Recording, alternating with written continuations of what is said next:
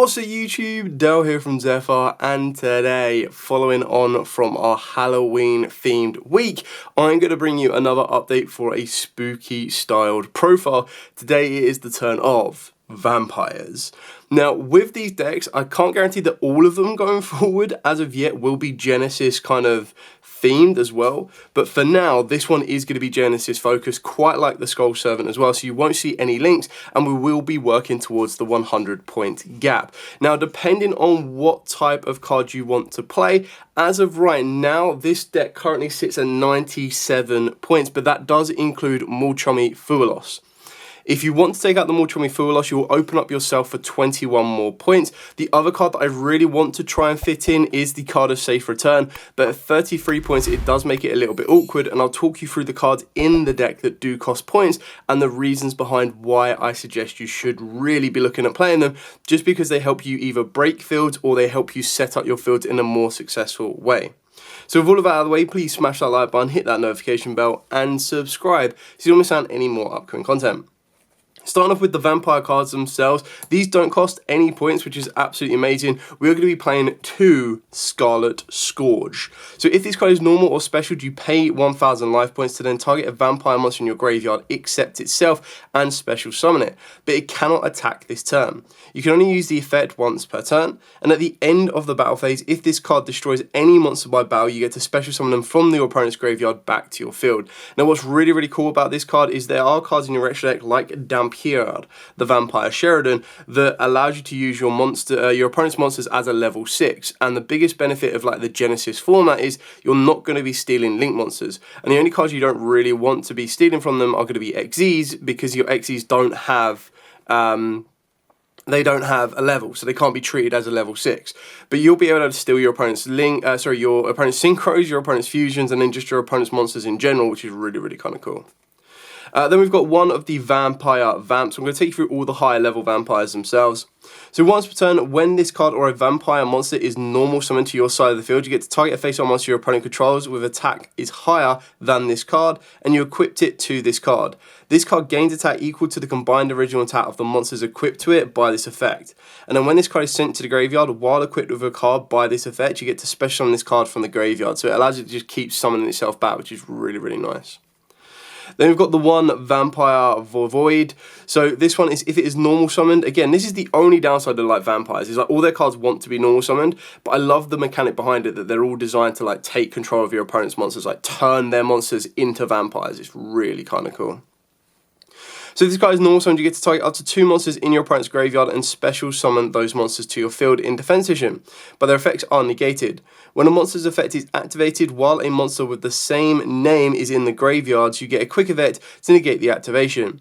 If a monster or monsters is special summoned from your opponent's graveyard, you get to tribute 2 monsters to special summon this card from the graveyard. You can use each effect once per turn, so again, just like vampires, just keep coming back. Then we've got the one Vampire Sorceress. So if this card in your possession is sent to the graveyard by your opponent's card effect, either by battle or by their card effect, you get to add 1 dark vampire monster or a vampire spell and trap from the deck to your hand. You can banish this card from the graveyard, and then 1 dark vampire monster you control, you can normal summon it without any tributes. That's kind of like the ideal one you want to be going for. It would be nice to play Foolish Burial in the deck, but the points cost do make it a little bit more awkward. We do have other ways of getting this from the deck to the grave, because Unizombie is technically a zombie's form of Foolish Burial, which you can do twice, one from the deck, one from the hand, and it's 0 points. So, one Vampire Freulen. So this one is when a monster declares an attack, you get to special on this card from the hand in defense position. You can only use each effect once per turn. Once per battle. If your zombie monster battles an opponent's monster during damage calculation, you get a quick effect to pay life points in multiples of 100, maximum 3000. Your battling monster gains that much attack and defense during the damage calculation only. At the end of the battle phase, if this card destroys any monster by battle, you get to special summon from the graveyard to your field. So again, just using the whole vampire kind of factor, that if it destroys it, basically biting it and then turning it into a vampire, you get to bring it back, which I think is really cool. One Shadow Vampire, so can't be used as material for an XYZ except for the XYZ of a dark monster, which is pretty much what you're only going to be doing with that one. And then when this card is normal, you get to special summon a dark vampire monster from the hand or deck except itself. But monster you control cannot attack for the rest of the turn except this special summoned monster. So keep that in mind, but just one of the ones that if you do get the ability to trigger off the Shadow Vampire, you're going to be able to progress your plays a little bit faster during your turn. And then for the Vampire Familiars, so we're on 3 of the Vampire Retrainer. So if this card is special, you get to pay 500 life points to add a vampire spell or trap from the deck to the hand. If this card is in your graveyard, you get to send a vampire card from the hand or face-up field to the grave to special summon it, but you banish it when it leaves the field. The other familiar we are playing is just Vampire Familiar. So if this card is special summoned, you get to pay 500 to add a vampire monster from the deck to your hand except itself. If it is in the graveyard, you send a vampire card from the hand or face-up field, special summon it, but banish it when it leaves the field. Now, the reason that I focused on the Retrainer a little bit more is because the vampire spells are actually really, really important in this strategy. Then you will be playing 3 Vampire Ghost. I could have sworn I picked up a 3rd last time. Evidently, I didn't. But this card's just insane. Like, between this and Unizombie, like, it's so difficult as to decide which one you want. If you see both, like, which one you go for. Like, Unizombie is just so good because manipulating the level, as well as being able to send cards from deck to grave and hand to grave, can set you up Mizuki. So it's one of the ones that if you see this and your Unizombie, you might lean more towards the Unizombie, but then the biggest downside of Vampire Ghost is it triggers on normal summon, which is a little bit annoying. But so if this card is normal, you get to send one other vampire card from the hand or face-up field to the graveyard to add a level 4 or higher vampire from the deck to the hand. And if you do, you send a level 2 or lower vampire monster from the deck to the grave. So the idea is that this will send your familiars from the deck to the grave while searching you out a vampire that you want to get to the field. And then on top of that as well is during the main phase, you get a quick effect to banish this card from the graveyard and pay 500 life points, and then after the effect resolves, normal summon a vampire monster. So that's where it's all going to come into rotation, because you'll use this effect, you search out one of your vampires, you send the familiar from deck to grave. Use the familiar to send the vampire ghost to then bring it back to the field, get the effect to search you out a vampire spell, trap, or another monster. And then use the vampire ghost effect in the graveyard to normal summon down said vampire. So it just gives you a lot of synergy, which is really nice. For the other vampire cards, 3 Vampires Domain. This card's amazing and looks incredible. So once per turn you pay 500 life points, and during your main phase's turn you get to normal summon 1 vampire in addition to your normal summon or set. I actually do really love the fact that it says vampire, not zombie, because I like that it is focused on vampires. Not so much that I would like another archetype or like another type in, so that it was zombies and vampires, which would be really kind of cool itself, but I do just like what the vampires do. And then on top of that as well, even if this card leaves the field, you can only gain the effect once per turn, and then each time your vampire monsters inflict battle damage to your opponent, you gain the same amount of life points, which is quite important because you will burn through your life points very, very quickly. One, Vampire's Desire. Like, love this artwork. This artwork's just... Vampire artwork is always insane. So activate one of these effects. Target a face-on monster you control, send a vampire monster from the deck to the grave with a different level. And if you do, the target monsters become that level of that sent monster. And then target a vampire monster in your grave, send a monster you control to the grave, and if you do, special summon the targeted monster. So, like a Switcheroo Monster Reborn is still quite nice. And I want Vampire Domination. So when a spell, trap, or monster effect is activated while you control a vampire monster, negate the activation, and if you do, destroy that card. Then if it was a monster card, you gain life points equal to the original attack. So you can kind of see all of these vampire cards, 0 points, beautiful. And then moving on to the zombies, because like I said, Unizombie is just still such an incredibly generic zombie monster. The fact that he's a tuner opens up a lot of doors for the vampire strategy, as well as the ability of being able to send a card from deck to grave and hand to grave. Pretty much lets you utilize Foolish Burial without playing Foolish Burial. The cards you're going to want to send, Mizuki. This is just going to help you revive, and this is where I kind of really want to try and get this card in here, because if I have Mizuki, I'm just going to draw so much over this, but then playing this as a one-of is so, like, if you see it, great. If you don't, useless.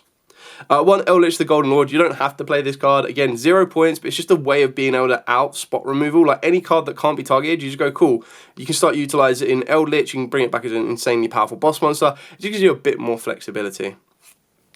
1, Necro World, Banshee, and the Zombie World. The main reason behind this one is that we do play Super Polymerization in the deck, which is one of the first cards that's going to cost us points, which tallies up to 39 points. So straight away, we take out like a third of our deck's points allocation with Super Poly, but it's just such a great field breaker. I wouldn't try and sacrifice Super Poly for the card of Safe Return. Like, to me, that's not a good trade-off, but if you wanted to, you could do. Necro Banshee, the Zombie World, control the field, turn all the zombies, and you guarantee that no matter what deck your opponent's playing, you have Super Poly targets available for you. Delta of Innovation. So the idea behind this one is, again, it acts like a Foolish Burial for your higher level zombies. So when it's activated, you send a level 5 or higher zombie from the deck to the grave. You can only use each of the following effects once per turn. And if a zombie is on the field, you get to special summon a Delta token, which is going to be a level 5/0/0. If a monster or monsters is added to your hand while this card is in the grave, except damage state, you get to add it back to the hand. Now, the token isn't going to be as effective because you can't use it as overlay material. You could technically use it as fusion material. The one thing you're probably going to do with it more times than not is maybe use it as level 5 synchro fodder. But depending on what you want to open up the door to or more synchro options in your extra deck, you could do. There are only 2 in this deck that I'm utilizing just because I feel they can turn the tide of the game very, very easily. One of them is quite costly, the other one not so much. Free Silver Polymerization, as mentioned, 39 points, big sad, but you kind of rock with it. And then a card that I absolutely love in this strategy. Well, actually, I love all of these cards. I'll go with Monster Reborn as this is the one that does cost points. So this costs 10 points. This is one of your flex spots you could take out if you wanted to. Another card that I would like to consider is Change of Heart. And if I was going to take out Molchomi Fuelos in the side decks, I would probably consider playing more Change of Hearts. But instead of playing Change of Hearts, I went with Free Mind Control, 0 points, like that's crazy. And I went with 2 crackdowns. So then I've got the option to take my opponent's monsters going first or going second, which is really, really effective. And again, the idea is that when you take your opponent's monsters, you're utilizing cards that let you use your opponent's monsters no matter what level they are and manipulate them to get you into some of your extra deck monsters, which I think is really, really effective and pretty much the whole idea behind zombies. Not to mention taking your opponent's monsters is still going to be very, very useful for you. Is a little less effective in the Genesys format because when you usually in normal modern you would take them and you're like, cool, I've guaranteed to got them to use as link material regardless of what happens here. But with this one you need to make sure you're a little bit more cautious, so you're either taking them to making sure you can make the XZs with them and adapt their levels, or you're going to be able to take them to use them as synchro fodder later on. So that's it for the entire main deck. So right now, if I can remember rightly, the only things in the main deck that cost points are Super Polymerization and Monster Reborn, which is 49 points. So we've used up 50% of our point allocation with 4 cards, which is a bit sad, but that's part and part of it. I'll take you through the extra deck, and then I'll take you through the side deck as well. So for the extra deck, 2 Dampier Vampire Sheridan. This is my favourite vampire monster. It looks incredible, its effects amazing. So if you use a monster or monsters with a level that is owned by your opponent for an XZ summon of this card, you get to treat it as a level 6. Once per turn, you get to detach a material from this card, then target 1 card your opponent controls and send it to the graveyard. Once per turn, if a monster card is sent from the field to your opponent's graveyard by a card effect, or a monster is destroyed by battle and sent to your opponent's graveyard, you detach a material from this card and special summon one of those monsters to your field in defense position, so it just sets itself up for another summon. One number 24, like Dragulus, it really feels like this transforms into this, but it is called the Vampiric Dragon, so even though it's a worm, I'm counting that. So what I love about this card as well is, again, rank 6, you can't unfortunately manipulate levels, but that's when you manipulate your own levels to do so. Once per turn during either player's turn, you get to detach 1 XZs from this card to then target a face-up monster on the field that was specialed from the extra deck. You change it to face-down defense position. If this face-up card in its owner's control is sent to the graveyard or banished by your opponent's card effect, you get to special on this card in face-down defense position. And if this card is flipped face-up, you send 1 card on the field to the grave. Then the other one we are playing is Jinzo Layered. So the benefit of playing Jinzo Layered, it lets you take one of your opponent's monsters. So if you wanted to get a little bit greedy and you're like, I'm going to go Jinzo Layered first to then go into the Vampire Sheridan, you can do. It also helps you destroy face-up cards on the field, which is really important. So you get to detach a material from this card, target a face-up monster your opponent controls, take control of it until the end phase, but it cannot activate its effect or declare an attack. And then if a trap card is on the field, you get to tribute 1 monster, and if you do, destroy a face-up card on the field. So one of the ideal traps that you will have control of that will stay on the field will be Crackdown. The final XEs we're playing is the 1 Crimson Knight Vampire Bram. So 2 level 5 zombies, you detach a material from this card to then target a monster in your opponent's graveyard and special summon that target to the field, but only that monster can attack for the rest of this turn. You can only use each effect once per turn, and then once per turn during the standby phase of the next turn that this card you control was destroyed by an opponent's card and sent to the graveyard, you get to special summon it back in defense position. Then for the synchros, so the 2 synchros that we're utilising is the Jinjurishi, and then I'm playing the 1 Psychic End Punisher. Now this is the card that takes up another chunk of points because this takes up 20 points. So straight away our total is currently looking at 69 points. No pun intended. But we're sitting with that one there. And the reason I like that is because through vampires you pay a lot of your own life points. So being able to go, cool, utilise, manipulate levels with Unizombie, and sometimes you might not even have to. Synchro into Psychic End Punisher. This can be one of them grind game end games. End games? Grind game end gamers. Maybe. But this one will end games for you is what I'm trying to get at. Especially when you're paying your own life points. It's one of the ones that you don't need to worry about your opponent dealing you damage. You just do your own damage and then go, cool, Psychic and Punisher, and wipe off you go.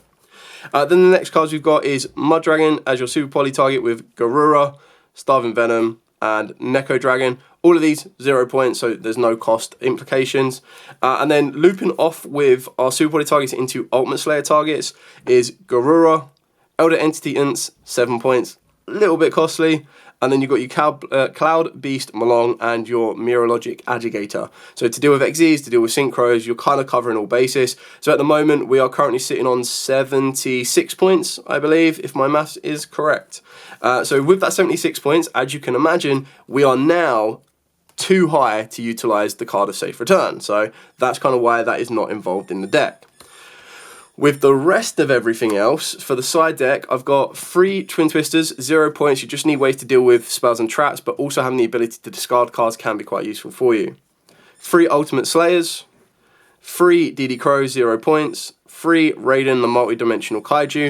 And you can play a mixture of kaiju if you want to. The reason I went with the Raiden is because it's a dark, so that it lets you set up Super Poly for Starving Venom rather than Gamma Seal. But Gamma Seal could be one of the ones that could fit in for the final spots. You can play 1 Gamma Seal and 2 Raiden if you wanted to. The final 3 spots, if you want to open up your points tally for the rest of your deck or for something else, then I would highly advise you play 3 Skullmeisters or 3 Lost Winds. You have that option to you.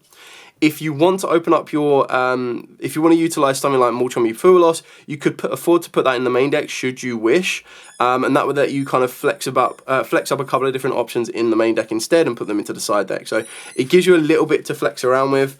The one card that I felt, as my dog is squeaking the toy in the background, I'm just going to search out, because there's one that I know a lot of you are going to tell me, like, why aren't you playing that? And that's the Zombie Vampire. The Zombie Vampire is 50 points, and I felt like it wasn't really worth the 50 points haul in order to play that card. That's kind of why I don't utilize that card. I think 50 points is a lot for the Mill 4 strategy, and I don't feel that it really enhanced the capabilities of the vampires that much that it was like, yeah, okay, cool, 50 points is worth it. I'd prefer to have the variety and kind of work it that way. Anyway, that is it for the entire vampire strategy for the Genesys format. The biggest difference between this and a normal format is you would start to utilize some of the link monsters, and that's where the vampires can really come into their own, which I think is awesome. But it's still a very fun deck. I love it in regards to like the zombie theme. And do you want to say hello? No? Okay. Yeah, so that's the zombie theme. Really do enjoy it. Hopefully this has given you a couple of ideas for your own build, whether you want to take it into Genesys, whether you want to give it a crack at your normal locals. Like I said in the Skull Servant one, what I love about this period, and it's something that I might try and do a little bit more often towards the in the October, like the month, is to play. I like the idea of going, right, it's October. Apart from like a high competitive, like if I'm going to go to a regional or something, I like the idea of going, right, I'm just going to play like zombies, vampires, Skull Servants, like try out spooky themed decks for the entire month. I think it'd be really fun. Anyway, thank you so much for watching. Do to like, comment, subscribe, share, the whole 9 yards. Till next time, as absolutely always, stay safe and happy dueling.